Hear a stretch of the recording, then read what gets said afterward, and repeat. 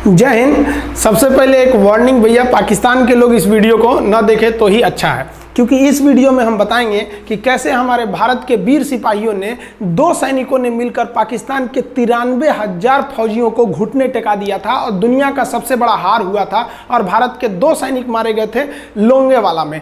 हम इस वीडियो में बताएंगे कैसे PNS गाजी को डुबा दिया गया। ये भी बताएंगे कि चाइना पाकिस्तान का इतना बड़ा दोस्त बनता है, लेकिन 1971 में क्यों नहीं बचा पाया, ना चाइना बचा पाया और ना ही अमेरिका बचा पाया। इस वीडियो में हम A to Z बातें करेंगे। अगर आप इस वीडियो को कंप्लीट देख लेते हैं तो कोई भी पाकिस्तानी की हैसियत नहीं होगी कि आपसे आंखें मिला सके, इसलिए इस वीडियो को देखते रहिएगा। यदि आप राष्ट्रवादी, अगर आप भारतीय हैं तो ही इस वीडियो को देखें। पाकिस्तानी और बाहर के चाइनीज वगैरह लोग इस वीडियो को न देखें, ये उनके लिए एक तरह का वार्निंग है, क्योंकि इसमें हम भारतीय सेना के हर उस वीर गाथा को बताएंगे जो एक हर भारतीय सुनना चाहता है। A to Z उस बातों को बताएंगे। पाकिस्तानी इस वीडियो को क्यों ना देखें तो भैया आप देख लीजिए यहाँ क्यों ना देखें, क्योंकि हम आज चर्चा करने वाले हैं इसकी, और इसका नक्शा किससे मैच करता है आप देख रहे हैं। If you don't believe then go on Google. भाई किससे मैच करता है तो आप तो समझ में आ गया, भाई बुरा नहीं मानिएगा आप लोग। ध्यान से समझिए, जब भारत पाकिस्तान का विभाजन हुआ तो उसी समय पाकिस्तान 2 भाग में था। एक इधर वाला जो एरिया है इसे हम लोग कहते थे पश्चिमी पाकिस्तान, जो मेन पाकिस्तान का एरिया है। और ये जो आज आप बांग्लादेश देख रहे हैं, ये बांग्लादेश नहीं था, बल्कि ये उस वक्त पूर्वी पाकिस्तान था। पूर्वी पाकिस्तान के लोग बंगाली भाषा को बोलते थे। पाकिस्तान के लोग इन लोगों को बड़ा भद्दे मजाक करके बोलते थे, कहते तुम लोग गधे हो, कुछ नहीं जानते हो, किसी काम लायक नहीं हो, यूजलेस हो लोग, तुम लोग छोटे हो, काले हो, मतलब उल्टा सीधा मजाक कर रहे थे। पश्चिमी पाकिस्तान के लोग इधर के लोगों को पसंद नहीं करते थे। हो गया नहले पे दाला 1970 में। 1970 में इस पूर्वी पाकिस्तान के शेख मुजीबुर रहमान चुनाव जीत गए और वो यहाँ के प्रधानमंत्री के पद के चुनाव जीत गए। अब यहाँ की आर्मी ने क्या किया, उनको शपथ ही नहीं दिला रहे थे। इसलिए 70 के चुनाव जीतने के बाद शेख मुजीबुर रहमान जब देखे कि ऐसा है तो उन्होंने अपना भाषण दिया 7 मार्च को और कहा कि अब हम इस पूर्वी पाकिस्तान को एक अलग देश बनाएंगे जिसका नाम रहेगा बांग्लादेश। इस भाषण के वजह से आर्मी ने, पाकिस्तान की आर्मी ने 25 मार्च 1971 को गिरफ्तार करके अब पश्चिमी पाकिस्तान में अरेस्ट करके बंदी बनाकर रख दिया और यहाँ पर जुल्म करना चालू कर दिया। कहाँ पर भाई, तो पूर्वी बंगाल में, पूर्वी पाकिस्तान में, पूर्वी बंगाल में नहीं, पूर्वी पाकिस्तान में इन्होंने जुल्म करना चालू कर दिया। शेख मुजीबुर रहमान के गिरफ्तारी के विरोध में यहाँ मुक्ति वाहिनी नाम कर एक विद्रोही गुट तैयार हो गया था, लेकिन पाकिस्तान के, पश्चिमी पाकिस्तान के लोगों ने इस पूर्वी पाकिस्तान पे इतना भयानक जुल्म किया कि इस पूर्वी पाकिस्तान में, इस पश्चिमी पाकिस्तान के लोगों ने यहाँ पर 30 लाख लोगों को कटवा दिया। 30 लाख लोगों को कटवा दिया। 4 लाख महिलाओं का बलात्कार कर दिया। अपने देश के 4 लाख औरतों का रेप किया यहाँ पे। इतना भयानक वो दृश्य है कि अगर हम उसको YouTube पे दिखा देंगे ना तो YouTube हमारे ऊपर क्लेम करेगा, भैया आप ये सब इतने भयानक दृश्य नहीं दिखा सकते। आप अंदाजा लगाइए इनकी क्रूरता का। ये अपने देश पर इतना भयानक जुल्म कर रहे हैं। इतना भयानक जुल्म किया इन लोगों ने कि शेख मुजीबुर रहमान की गिरफ्तारी के बाद इस जुल्म का नतीजा ये हुआ कि अप्रैल 1971 तक भारत में यहाँ से लोग भाग के आ गए कि भैया हम जिंदा रहेंगे तब तो, और यहाँ 10 लाख लोग भारत में आ गए शरण लेने कि भैया हमको बचाइए। तो इंदिरा गांधी जानती थी कि जब तक यहाँ शांति नहीं होगा तब तक ये लोग वापस नहीं जा सकते थे, और शांति का एक ही था कि यहाँ पे घुस के इनको मारा जाए ताकि ये पश्चिमी पाकिस्तान वाले लोग यहाँ पर सुधर सके।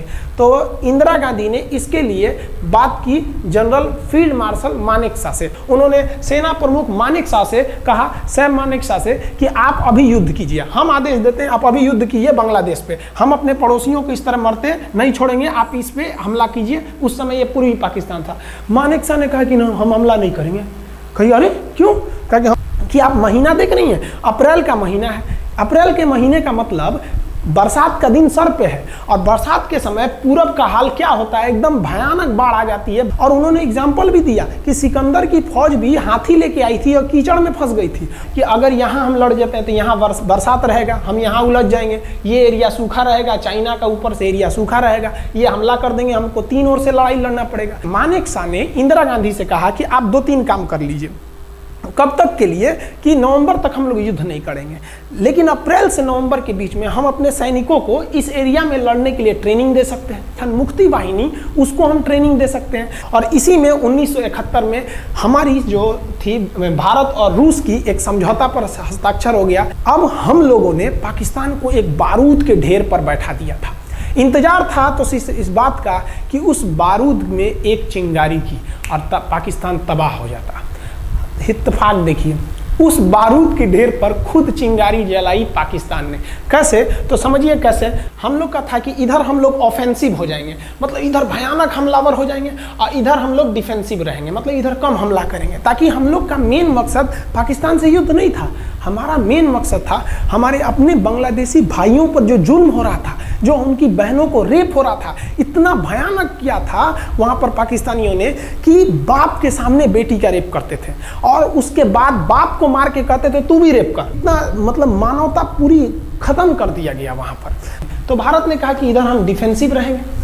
पाकिस्तान को ये खबर लग गई कि भारत ना इधर कमज़ोर है। अरे भैया, इधर हम कमज़ोर थोड़ी हैं, इधर कम सैनिक रखे हैं और इधर हम भयानक रखे हैं, तो इसका मतलब ये थोड़ी है कि हम कमज़ोर हो जाएंगे।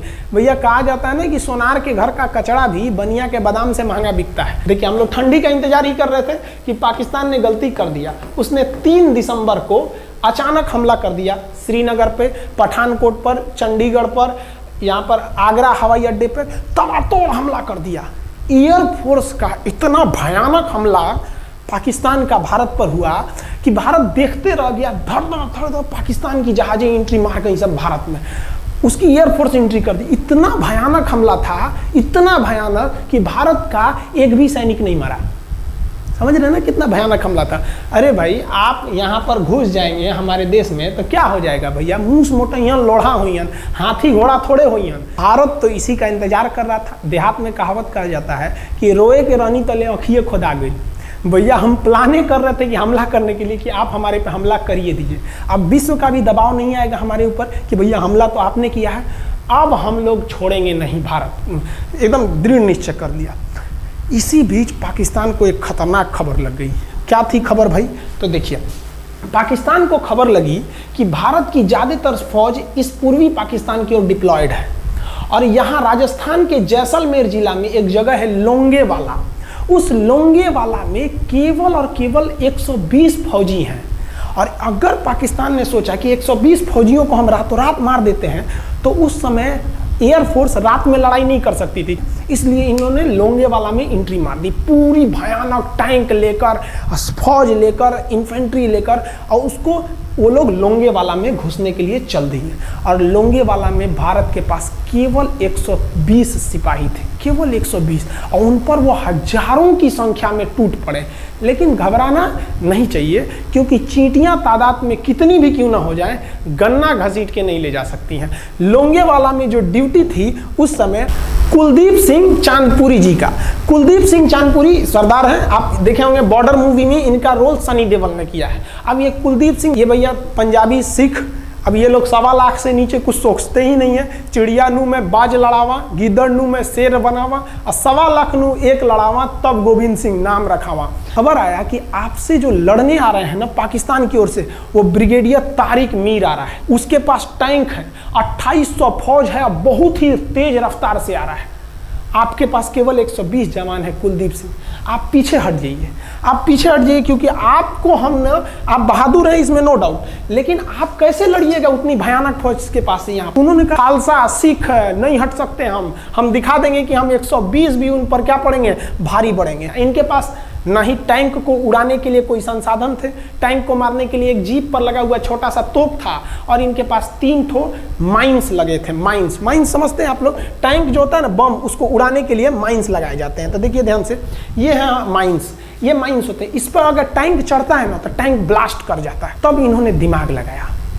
इन्होंने क्या किया, जो खाली रेगिस्तान था ना उसमें ना आगे की ओर 3 ठो ओरिजिनल माइंस को लगा दिया, और जो खाना खाने वाला टिफिन होता है ना 4 खंदे वाला, इसे, उस टिफिन को इन लोगों ने रातों रात ना बिछा दिया ऐसे लाइन से। देखिए लाइन से पाकिस्तान की टैंक आई तो शुरुआत में तो भैया ओरिजिनल माइंस था, धड़ाम से लगा, पाकिस्तान की टैंक उड़ गई। पाकिस्तान का एक टैंक उड़ा, फिर दूसरा उड़ा, तीसरा उड़ा, पाकिस्तानी एकदम डर गए सब। ब्रिगेडियर तारिक मीर कहें कि भैया यहाँ तो माइंस लगा के रखा है इन लोगों ने, एक काम करो इंजीनियरों को बुलाओ, पूरा माइंस निकालो। अब ब्रिगेडियर जो हमारे मेजर कुलदीप सिंह थे ये जानते थे कि बाबू अगर हम तुमको रात भर रोक दिए ना तो सुबह हमारी एयरफोर्स आएगी, तुमको जिंदा नहीं छोड़ेगी। इसलिए इन्होंने पूरा टिफिन बिछाया था। इन पाकिस्तानियों ने 6 घंटे लगा दिए उनको निकालने में। इंजीनियर आते थे तो डर के मारे टिफिन निकालते थे, अरे बाप रे बाप, और टिफिन में तो ईंटा पत्थर भर देते थे और डर के ले जाते, अरे भागो भागो भागो, माइंस है माइंस है। इसको लगाते लगाते इन लोगों ने पूरी रात बिता दी। 3 बज गया।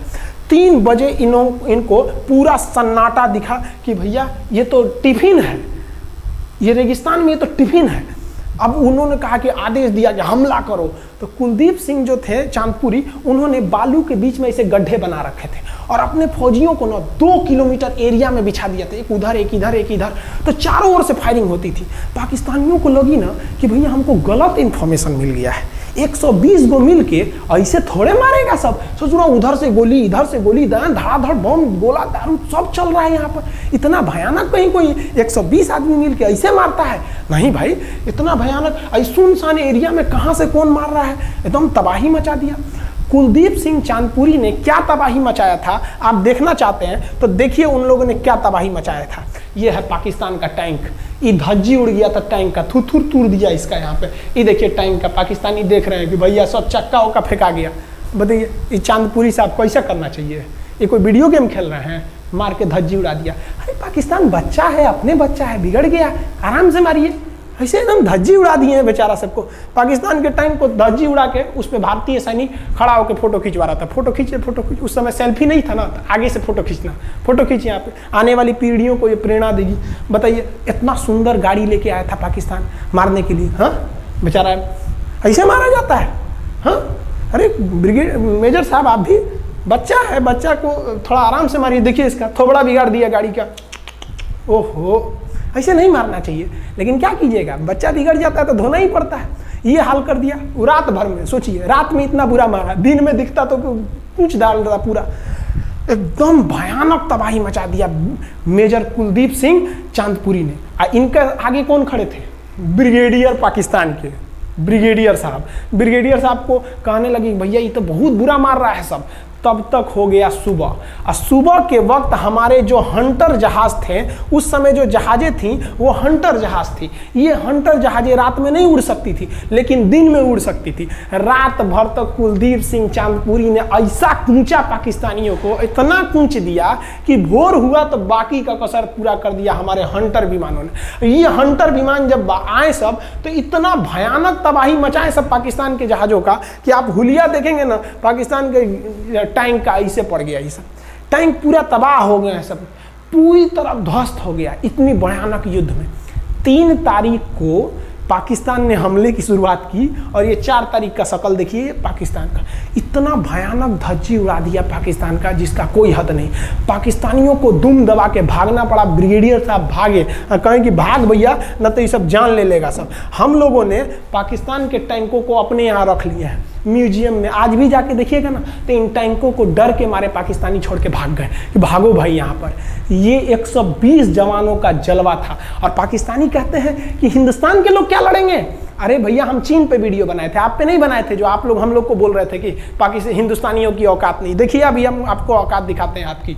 ये आपका टैंक है, आके ले जाइए, हिम्मत है तो लेके जाके दिखाइए यहाँ पर। हाल तो ये हो गया था ना कि हम लोगों ने जो पाकिस्तानियों की जान ली थी ना, डर के मारे वो लाश उठाने नहीं आए थे, लाश को गिद्ध खा गए थे सब। हम लोग बोल रहे थे कि भैया हम गोली नहीं चलाएंगे, लाश लेके चल जाओ। हम नहीं जाएंगे, तुम लोग रेगिस्तान को कब्रिस्तान बना दिए हो। रेगिस्तान को कब्रिस्तान हम लोग हमला करने आए थे, शुरुआत तो तुमने किया था यहाँ पे।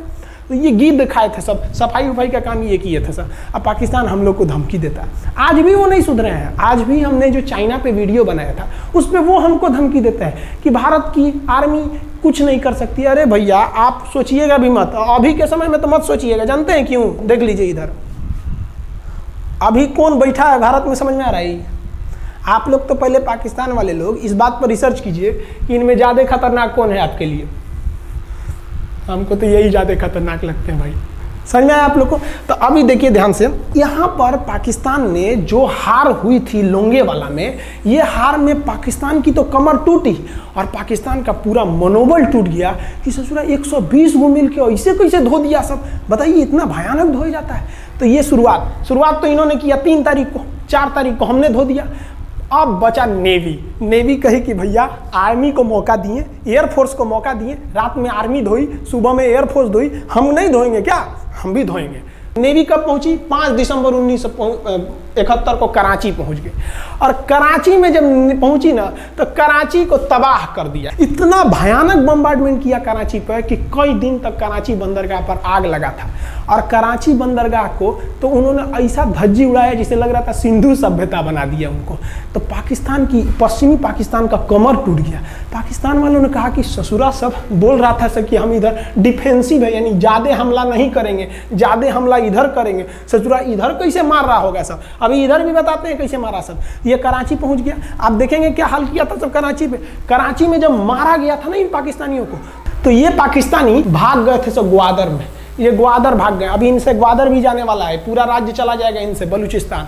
छुप के गए थे लोग ग्वादर बंदरगाह पे। अगर हम झूठ बोल रहे हो तो आप खुद पता कीजिएगा अपने यहाँ के इतिहास में भाई, हिंदुस्तान। ये ग्वादर बंदरगाह पे छुप गए थे सब। आप देखिए कराची का क्या हाल हुआ था उस समय। हमारे एयर नेवी ने क्या हाल किया था। पाकिस्तान का जितना जहाज बस मिल जाए कि भैया ये जहाज किसका है, तो भैया जब पता चले कि भैया ये जहाज पाकिस्तान का है, ये हाल हो जा रहा था जहाज का।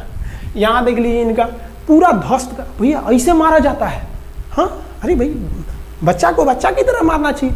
इंडिया की नेवी ने भी हद कर दिया। बताइए इस तरह मारा जाता है?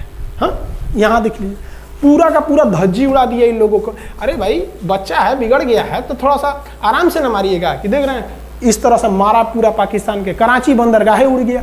तो पाकिस्तान का तो इधर से तो पूरा का पूरा धज्जी उड़ा दिया।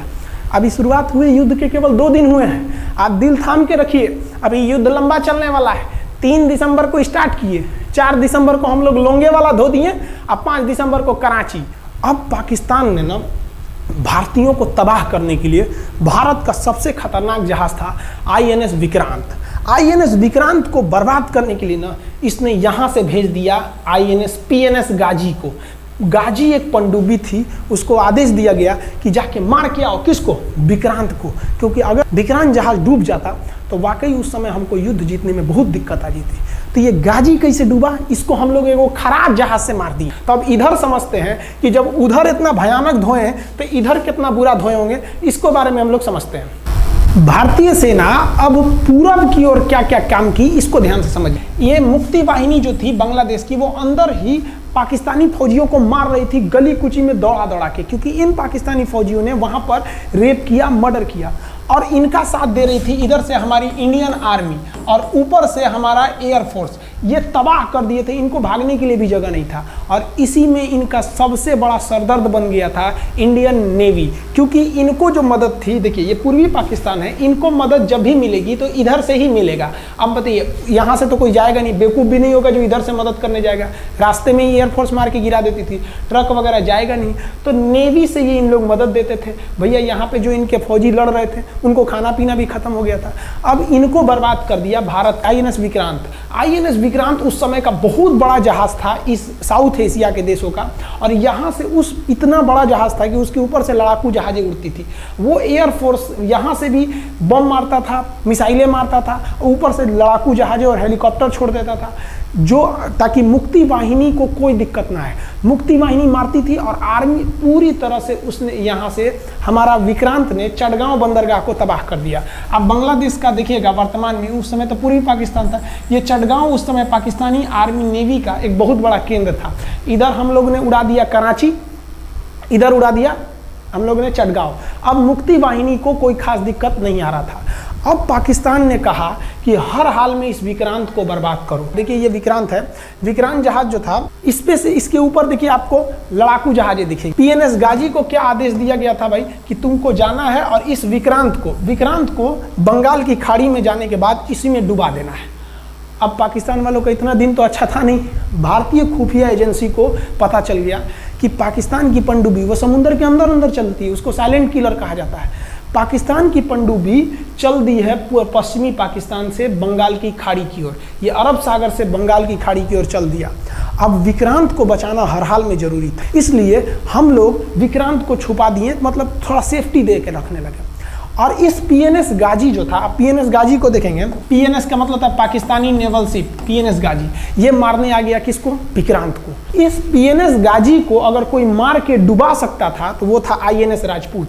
लेकिन ये जो आईएनएस राजपूत आप इमेज में देख रहे हैं, ये उस समय समस्या क्या था इस आईएनएस राजपूत के साथ, क्योंकि इसके इंजन में कुछ खराबी आ गई थी और ये बिगड़ गया था, और बिगड़ के इसको विशाखापट्टनम पे बनाया जा रहा था, रिपेयर किया जा रहा था, इंजन ही गड़बड़ हो गया था। तो भारतीयों का यहीं पे दिमाग काम आया। भारतीयों ने सोचा क्यों ना हम पीएनएस गाजी को खुद बुला के लाएं, कहाँ पर? विशाखापट्टनम पे।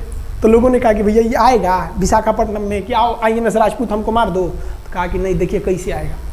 भारतीयों को पता था कि हिंदुस्तान में पाकिस्तानियों के कुछ ना कुछ जासूस होंगे और वो पाकिस्तान को पल पल की खबर दे रहे होंगे। भारतीयों ने क्या किया, आईएनएस विक्रांत के जितने भी अधिकारी थे उनसे कहा कि आप लोग अपने अपने घर फ़ोन कीजिए कि हम विशाखापट्टनम आ रहे हैं, तुम लोग हमको छुट्टी मिला है, विशाखापट्टनम में 10 दिन रुकेंगे, हमारे लिए तुम लोग खाना पीना अच्छा से बनाओ। लड़कों से उन लोगों को खबर खिला दिया। विशाखापट्टनम में जितने मछुआरे थे उनको कहा गया कि आप लोग हट जाइए, बहुत बड़ा जहाज आने वाला है, बहुत बड़ा जहाज विक्रांत आ रहा है, यहाँ पे आप लोग खाली कर दीजिए, आईएनएस विक्रांत आ रहा है। यहाँ पर क्या किया गया, ऑर्डर दिया गया, बहुत सारे फल सब्जी अंडा ब्रेड, कि भैया ये इतने बड़े जहाज के लिए जा रहा है, 6 महीने का खाना चाहिए। ये खबर आग की तरह फैल गई पाकिस्तानियों को, और पाकिस्तान में खबर लग गई कि भैया आईएनएस विक्रांत यहाँ नहीं है, आईएनएस विक्रांत विशाखापट्टनम पे है। अरे बकलोलवा, विशाखापट्टनम पर पीएनएस गाजी की मौत यमराज इंतजार कर रहा था आईएनएस राजपूत। ये गधा जो था पीएनएस गाजी, ये मुड़ गया किधर की ओर? विशाखापट्टनम की ओर। और विशाखापट्टनम पर चुपचाप शांति से खड़ा हुआ जहाज आईएनएस राजपूत इंतजार कर रहा था, तो पानी के अंदर अंदर आओ। ये अभी बाहर निकला हुआ है, पानी के अंदर रहती है। और आईएनएस राजपूत देखा कि ये आ रहे हैं, वो आईएनएस राजपूत को मारता कि इससे पहले ही आईएनएस राजपूत मार के तबाह कर दिया पीएनएस गाजी को। पीएनएस गाजी पर को डूबने के बाद पाकिस्तान को बहुत बड़ा सदमा लग गया। पाकिस्तान को यह एहसास हो गया कि अब हम कभी नहीं जीत सकते हैं, क्योंकि ये पीएनएस गाजी अमेरिका से खरीदा हुआ एक बहुत ही शक्तिशाली पनडुब्बी थी जिसे कोई डुबा नहीं सकता था, और हम लोगों ने उसको इस जहाज से डुबाया जो जहाज खराब हो चुका था, जिसका इंजन खराब था। भारतीय सेना का मोराल पूरे 7वें आसमान पर था और पाकिस्तानी दिन पर दिन बर्बाद हो रहे थे। अब पाकिस्तानियों को लगा अब क्या करेंगे, तो पाकिस्तानियों ने अमेरिका में फ़ोन किया, भैया आप कुछ कीजिए। तो अमेरिका ने ना यूएनओ में मुद्दा उठा दिया, यूनाइटेड नेशन ऑर्गेनाइजेशन, इसकी जो सिक्योरिटी काउंसिल है, सुरक्षा परिषद, इसमें कह दिया पूर्वी पाकिस्तान पर जुल्म कर रहा है, मार रहा है। तो रसिया उस समय हमारा साथ दिया, कहा कि तू देर जानता है जुल्म कर रहा है, भारत जो कर रहा है सही कर रहा है, हम इस प्रस्ताव के खिलाफ में वीटो करते हैं। वीटो अगर कोई देश, 5 देश को वीटो है, इस पर अलग चर्चा करेंगे, अगर किसी ने वीटो कर दिया तो वो प्रस्ताव रद्द हो जाता है। तो पाकिस्तान की एक और उम्मीद यहाँ पर अपना दम तोड़ दी। अब पाकिस्तान कहा अमेरिका से कि भैया आप ही हमको बचा लीजिए। तो अमेरिका ना पाकिस्तान की ओर से भारत पर हमला करने के लिए अपना सबसे खतरनाक जहाज भेज दिया, 7वां बेड़ा। देखेंगे 7वां बेड़ा को, अगर इतना भयानक था 7वां बेड़ा, ये अमेरिका का साथ अकेले चलता ही नहीं था, इतनी पूरी फौज के साथ, नेवी के साथ चलता था। ये किस लिए आया था? विक्रांत को डुबाने के लिए, और इसका साइज विक्रांत से डबल था, इसके आगे विक्रांत नहीं टिक पाता। अब इंदिरा गांधी भी टेंशन में रह गई। ले, तब उस समय इंदिरा गांधी को याद आया कि भैया हमारा एक और तो हम समझौता करके आए हैं, अगर अमेरिका पाकिस्तान का साथ दे सकता है तो रूस से हम भी तो समझौता करके आए हैं। तो भारत ने रूस को कहा कि भैया अमेरिका इतना भयानक 7वां बेड़ा भेज दिया, आप हमारी मदद कीजिए। तो रूस ने कहा टेंशन क्या लेते हो, देखो हम बोलते हैं। रूस ने परमाणु पनडुब्बी भेज दी और रूस ने अपना 40वां बेड़ा भेज दिया। आप देखेंगे ये रूस का 40वां बेड़ा है, ये अपने भारी भरकम जहाज़ों के पूरे ग्रुप के साथ चल दिया, कहा कि चल भैया देखते तुमको कौन मारेगा भारत को। और अमेरिका को सीधा कह दिया कि भैया विक्रांत पर अगर आपने हमला किया तो ये हमला हम रूस पर हमला मान लेंगे। यहाँ पर खड़ा था भारत का विक्रांत और उसकी सपोर्ट में खड़ा था रूस का 40वां बेड़ा। और रूस ने यमन से अपनी एयरफोर्स को भी कह दिया था कि भैया तुम भारत की देखभाल करना। तो भारत की सुरक्षा के लिए इतने लोग, और अमेरिका अपना 7वां बेड़ा लेके यहाँ मुंह देख रहा था, और ब्रिटेन ने भी अपने ईगल नाम के बेड़ा को भी भेज दिया था। तो ये 2 लोग हमारे खिलाफ आ गए थे लड़ने के लिए। कितना, अब बताइए, हम लोग बांग्लादेश की भलाई सोच रहे थे और अमेरिका का 7वां बेड़ा और रूस का ब्रिटेन का ईगल हम लोग के खिलाफ था, और हमारा अपना विक्रांत और रूस की एयरफोर्स और उसकी 40वां बेड़ा हमारे साथ थी। ये पूरी तरह से बाउंड्री बना दिया था 40वां बेड़ा। 40वां बेड़ा का कहना था कि भैया हमारे जहाज पर ऑटोमेटिक मिसाइल लगी है, तुम अगर इधर आओगे तब मार देंगे तुमको ऐसे ही। रूस ने अपनी सारी पनडुब्बियों को ऊपर उठा दिया समुद्र के ऊपर, ताकि सैटेलाइट से और दूसरी निगरानी से देखा जा सके, और यही हुआ भी। वो लोग रूस के इतने खतरनाक जहाज़ों के ग्रुप को देखकर घबरा गए, इतना घबरा गए कि ब्रिटेन ने कहा था we are too late. Britain का ईगल बेड़ा अमेरिका के 7वां बेड़ा से कह रहा है कि रे उधर मत जो, बहुत देर हो गया है, वो पहले पहुंच गया है रूस, अब मारेगा वहीं तबाह हो जाओगे यहाँ पे। तो 7वां बेड़ा ने धमकी दिया कि हमारे जहाज में परमाणु बम लदे हुए हैं। तो 40वां बेड़ा ने रिप्लाई किया था कि हम भी जब चले थे ना तो परमाणु बम लादे के चले थे, और गिनती जब कर रहे थे तो हम भी गिनती किए थे 250 हमारे पास भी परमाणु बम था, लेकिन इतना ज़्यादा था कि सोचे कि कौन गिनेगा, बाद में गिनेंगे, आ जाओ देखते हैं किसके पास कितना है।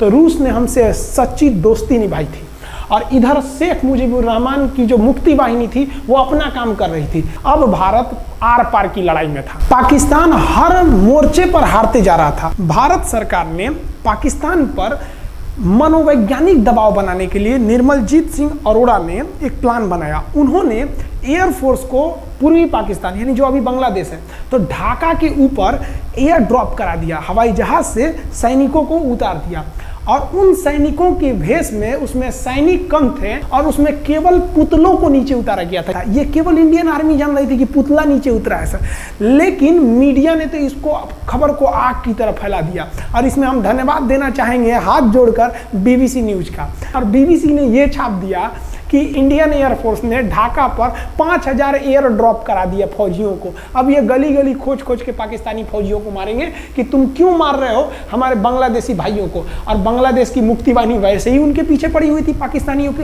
अब पाकिस्तानियों का पूरा मनोबल टूट गया, पाकिस्तानी गली गली छुप गए सब। सोचिए, ये पुतला से डर जा रहे थे सब, रियलिटी में ये फौजी नहीं थे, ये पुतला गिराया गया था एयर ड्रॉप करके। अब वो लोग डर के मारे भाग गए यहाँ पर। अब एयरफोर्स ने देखा कि उसके ये छोटे से वैज्ञानिक दबाव का इतना खतरनाक असर पड़ा है। एयरफोर्स ने कहा कि अब एक काम करते हैं, अब आर पार को अब ठोक डालते हैं पाकिस्तान को, अब जो होगा सो देखा जाएगा। एयरफोर्स ने बांग्लादेश के जो गवर्नर थे उनके घर पे हमला कर दिया। अब वो घर में नहीं थे, वो तो बच गए।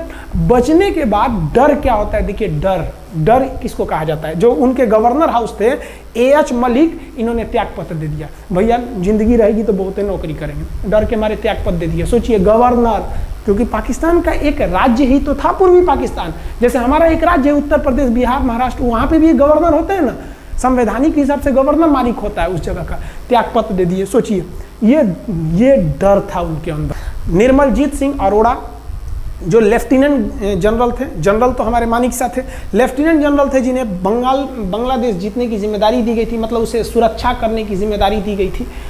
वो पाकिस्तान के लेफ्टिनेंट जनरल नियाजी से बात किए और उन्हें कहे कि हम आपको आधा घंटा का टाइम देते हैं, और आप इस आधा घंटा में विचार कीजिए आप सरेंडर करते हैं कि नहीं। अगर आप सरेंडर कर देंगे तो हम आपको गारंटी देते हैं कि आपके सैनिकों को जिंदा रखा जाएगा, और अगर आप हमारी बात को नहीं मानेंगे, देखिए गवर्नर साहब का घर है, कोई ठीक नहीं है, आपके घर पे भी यही हो जाएगा। क्योंकि अगर आप हमारे सामने सरेंडर नहीं करिएगा तो याद रखिए हम अपने हमले को 10 गुना और तेज कर देंगे। और हार तो आप चारों ओर से गए हैं। भारत चाहता था कि जल्दी से जल्दी इस युद्ध को खत्म किया जाए, क्योंकि अब ये अंतर्राष्ट्रीय मैटर हो चुका था। अब अमेरिका अपना नाक पे ले लिया था कि भैया हमारा जहाज मार के गिरा दिया। PNS गाजी उसी की पनडुब्बी थी, वो तो पाकिस्तान को दिया। 7वां बेड़ा को नहीं घुसने दिया, तो अमेरिका की किरकिरी हो रही थी। ब्रिटेन के ईगल को घुसने नहीं दिया, उसकी किरकिरी हो रही थी। अब भारत को उस समय लोग कहते कि ये गरीब देश है, अभी आज़ाद हुआ है। 1971 में हमारी यही हाल थी, और सारे लोग कह रहे थे, हम उसको गरीब समझ रहे थे, रोवा के रख दिया अमेरिका को, हर जगह धो दिया पाकिस्तान को। अब बेचारे नियाजी क्या कर सके। नियाजी को आधे घंटे का टाइम दिया गया। 16 दिसंबर 1971, याद रखिएगा दिन 16 दिसंबर 1971। ये हमारे इतिहास का 13 दिन के युद्ध में हमने पाकिस्तान को धूल चटा दिया था, क्योंकि 3 दिसंबर को पाकिस्तान ने युद्ध स्टार्ट किया था और 16 दिसंबर को हम लोगों ने जनरल नियाजी से आत्मसमर्पण करवा लिया। और आत्मसमर्पण आप देखना चाहेंगे जनरल नियाजी का। जनरल नियाजी इन्होंने हमारे लेफ्टिनेंट जनरल निर्मलजीत सिंह अरोड़ा के सामने आत्मसमर्पण साइन किया, और साइन करने के बाद बांग्लादेश के ढाका रेस कोर्स में इन्होंने साइन किया, और इनकी आंखों में आंसू था। एक देश के सेनापति के लिए इससे शर्म की बात क्या है, जो गिनीज बुक में नाम रिकॉर्ड करा दिया। गिनीज बुक में कैसे? देखिए, पाकिस्तान के लोग हम चाइना के वीडियो बनाए थे, उस पर कमेंट कर रहे थे कि इंडियन आर्मी कुछ नहीं कर सकती। देखो, बांग्लादेश तुम्हारी बहादुरी का जीता जागता उदाहरण है। तुम्हारे यहाँ का 93,000 फौज, सोचिए 93,000 सैनिक पूरी दुनिया में आज तक आत्मसमर्पण नहीं किया। ये 93,000 लोगों ने आत्मसमर्पण कर दिया। देख लीजिए, ये अपना बंदूक फेंक दिए, अपने स्टार नोच के उतार दिया कि भैया हम लीजिए आत्मसमर्पण कर रहे हैं, बेल्ट उतार के दे दिया, अब चलिए जहाँ ले जा रहे हैं, जितना लाठी मारना है हमारी, आत्मसमर्पण। ये वही पाकिस्तान है, याद रखिए। आप याद कीजिए, हमारे 120 सैनिकों ने आपको धूल चटा दिया था लोंगेवाला में। केवल 2 सैनिक मरे थे लोंगेवाला में, और पूरी की पूरी आपको भगा दिया था 4 दिसंबर को ही। और आप याद कीजिए, बहुत बहादुर बनते हैं ना। 93,000 फौज आपकी हार के गई है यहाँ से। इतना बड़ा हार दुनिया में आज तक कहीं का नहीं हुआ है। 93,000 सैनिक सरेंडर करके गए हैं भारत के सामने से। क्या बात कीजिएगा आप हमारे सामने। तो ये है, गिनीज बुक में नाम है। ये तो है भैया पाकिस्तान की आर्मी, एक तरह से गिनीज बुक में नाम है ना जी। भले हारने से नाम है तो क्या हुआ, पाकिस्तान के लिए इससे खुशी की बात क्या हो सकती है कि भैया गिनीज बुक के नाम है। अब इन लोगों को जेल में बंद कर दिया गया, बाद में हम लोगों ने इन्हें छोड़ भी दिया था। और इस सरेंडर के बाद बांग्लादेश के जो मुक्ति वाहिनी थी, उसके चेहरे पर यह मुस्कान थी कि बांग्लादेश अब स्वतंत्र हो गया। ढाका, इंदिरा गांधी का स्टेटमेंट था, ढाका स्वतंत्र राजधानी है स्वतंत्र बांग्लादेश की। ये खुशी थी बांग्लादेशियों के चेहरे पर, जिनकी बहनों की इज्जत आबरू लूट ली गई थी उन्हीं देश के फौजियों के द्वारा। जिनके ये जो नियाजी थे, जब इन्हें लेफ्टिनेंट गवर्नर बना के भेजा गया था बांग्लादेश में, तो ये नहीं पूछे थे कि बांग्लादेश का स्थिति क्या है। ये पूछे थे कि जिन लड़कियों का रेप हुआ है वो कहाँ है, सब दिखाओ तो, मतलब ये भी जाके करेंगे। ये हाल था। ये इनके चेहरे पर मुस्कुराहट थी। बाद फिर मुजीबुर रहमान को पाकिस्तान से स्वतंत्र कराया गया। भारत ने जो अपना वादा किया था कि शेख मुजीबुर रहमान को स्वतंत्र करेंगे, बांग्लादेश को स्वतंत्रता दिलाएंगे, उनके अधिकारों के लिए लड़ेंगे, भारत ने अपने वादा को पूरा किया। आज शेख मुजीबुर रहमान की बेटी शेख हसीना बांग्लादेश की कमान संभाले हुई हैं। शेख हसीना, जब हमको याद है जब वो भारत आई थी तो एयरपोर्ट पे, तो मोदी जी एयरपोर्ट पर रिसीव करने गए थे, जबकि ऐसा नहीं होता है। शायद ही बांग्लादेश की प्रधानमंत्री को पूरी दुनिया में कोई बड़े देश का राष्ट्रपति रिसीव करने जाए, प्रधानमंत्री रिसीव करने जाए। तो भारत अपने पड़ोसियों का इतना ख्याल रखता है, चाहे वो नेपाल हो, भूटान हो, सबके साथ। अभी हाल फिलहाल में नेपाल के लोग थोड़ा गुस्सा हैं लिम्पियाधुरा काला पानी को लेके, लेकिन ऐसा नहीं है कि हमारा नेपाल के साथ कोई खराब रिश्ता है। हमारा नेपाल के साथ रोटी और बेटी का रिश्ता है। बांग्लादेशियों के साथ हमारा बहुत ही अच्छा संबंध रहा है। आज हमारे बांग्लादेश के साथ बहुत ही मधुर संबंध है। और बांग्लादेश को जो पाकिस्तान के लोग कहते थे ये किसी काम लायक नहीं है, ये वाले भाई लोग पाकिस्तान से आगे निकल गए। आज इनका मलमल का कपड़ा, जूट और पाम ऑयल पूरी दुनिया में फेमस है। जहाज़ों की मरम्मत में, मतलब जहाज के रिपेयरिंग में बहुत आगे निकले हैं बांग्लादेश के लोग। आई होप आप समझ गए होंगे। इस युद्ध के बाद अगर भारत चाहता तो भारत पाकिस्तान के पश्चिमी भाग को भी कब्जा कर लेता, क्योंकि यहाँ तो हम लोग हराए ही थे। उनके 93,000 फौज तो हम लोग जिंदा पकड़ लिए थे। हम उन्हीं को कह देते बंदूक लगा के कि कश्मीर खाली करो, हमारा यहाँ से वापस जाओ। लेकिन बावजूद हमने इंसानियत दिखाई थी पाकिस्तान के ऊपर। इसका बदला ये पाकिस्तान ने हमें क्या दिया पता है?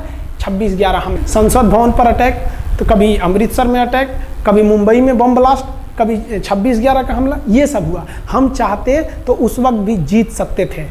ये पाकिस्तान वाले आप जो कहते हैं कि हम बहुत बहादुर हैं, भारतीय सेना हमारा क्या कर सकती है, तो भारतीय सेना की रहमो करम पर आप लोग जिंदा थे, वरना 1972 में ये जो सेना थी ना, 71 में, आप लोग को कहीं का नहीं छोड़ती। आप हिंदुस्तान के व्यूवर्स आप लोगों से भी कहते हैं कि एक लाइक तो बनता है इस सैनिकों के लिए, हमारे लिए नहीं, हमारे इस चैनल के लिए। कभी नहीं कहेंगे कि खान जिया रिसर्च सेंटर चैनल को आप सब्सक्राइब करिए, लाइक करिए, हम ये कभी नहीं कहते हैं। लेकिन हम ये जरूर कहते हैं कि आज एक लाइक बनता है हमारे इन वीर सिपाहियों के लिए, लिए, जो आज भी सेना के लिए डटे हुए हैं। और ये पाकिस्तान इस पर कमेंट करते हैं। हम आप भारतीयों से कहते हैं, आप हिंदुस्तानी हैं तो इस वीडियो को जितना से ज़्यादा शेयर करना है आप शेयर कीजिए, ताकि आपके बच्चों तक को ये पता चल सके कि हमारे सैनिक कितने बहादुरी हैं, कितने बहादुरी से लड़े थे हमारे सैनिक, कितने बहादुर हैं। और इस वीडियो को आप इतना शेयर कीजिए कि पाकिस्तान तक पहुंचे और वहां का बच्चा इस वीडियो को देखे, ताकि उनके अंदर भारतीय सेना का जो डर है वो बैठे।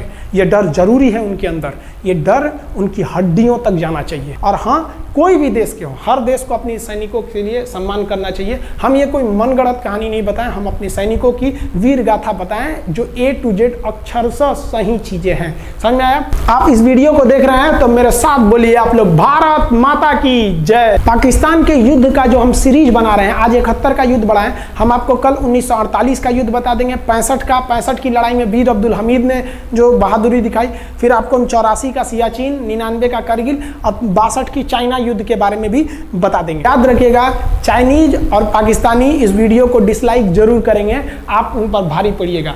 ये वीडियो आप संभाल के रखिएगा, अपनी पीढ़ियों को दिखाइएगा कि हमारी सेना कितनी बहादुर थी। एक सैल्यूट हम अपने वीर जवानों के लिए।